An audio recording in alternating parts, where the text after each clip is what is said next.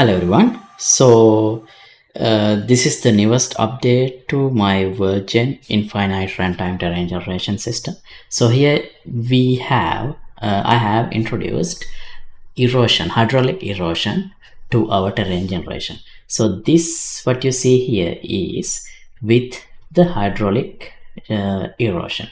So let me disable hydraulic erosion and show the result so you can see the difference. So here we have new set of parameters related to erosion. So if you disable that and hit preview, now we should see this is the result without the erosion. So it's much smoother compared to previous version, but with erosion it does look much realistic. So now to compare, let me re-enable and preview. Yeah, here now you see the terrain have a much more realistic look. So if you're not familiar, hydraulic erosion means, in plain terms, water droplets flow downhill and carve valleys and deposit sediment on flat areas. This is the same algorithm used in most of the AAA terrain tools as well.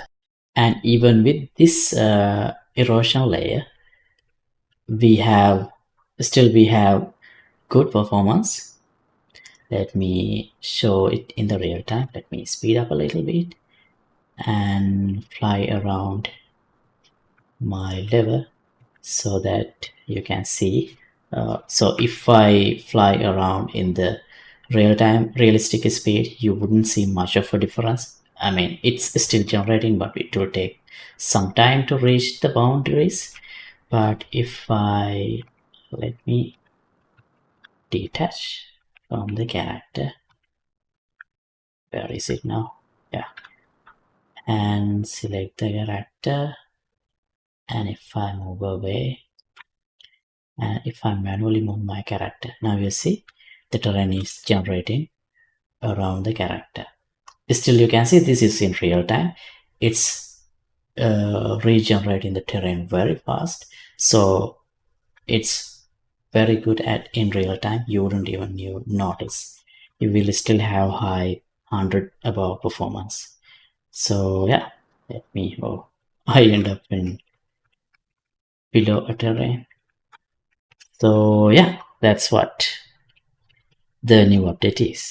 If you use this system in a walk-in game, then you wouldn't even, well, the initial bound would be large enough for the player to walk for a long time. And we had already implemented draw system as of the previous update 1.1. This is 1.2, the erosion layer. And yeah, now let me talk a little bit about what each of these parameters are available for you to play with. So here, let me select the World Streaming Manager. Let's see,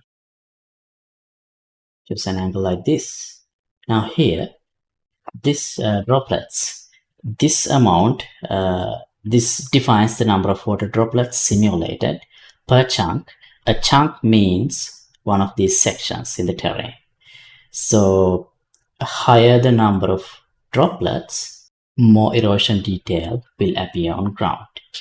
And erosion strength, as does the name implies, how aggressively droplets erode the terrain. And deposition rate defines how quickly droplets deposit carried sediment when slowing down in flat areas. And evaporation rate defines how long water droplets move before evaporation. Higher means shorter droplet paths, lower means longer droplet paths. And sediment capacity, everything is defined here, so you can see when you hover over each parameter, the tooltip appears explaining what exactly each of these parameters are doing. Just to demonstrate, let me increase this to something like 6,000 and regenerate terrain here. Now you see the obvious differences in the terrain details. So, and also let me just increase this to 1. and view again. Yeah, now you see these are more deeper, these erosion channels are more deeper. So yeah, feel free to play with these parameters and you can achieve the look you want. So this is running on a background thread, the calculations. So therefore, it wouldn't have a minimum impact on the runtime, gameplay runtime performance.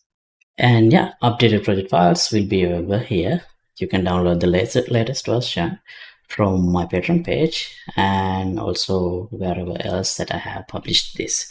So yeah, thanks for watching. And if you like to learn how to build a system yourself, you can refer to this playlist where I have implemented a similar system from scratch and explained. You can follow these episodes and implement a runtime terrain generation system yourself too. And don't forget to like and subscribe. Goodbye.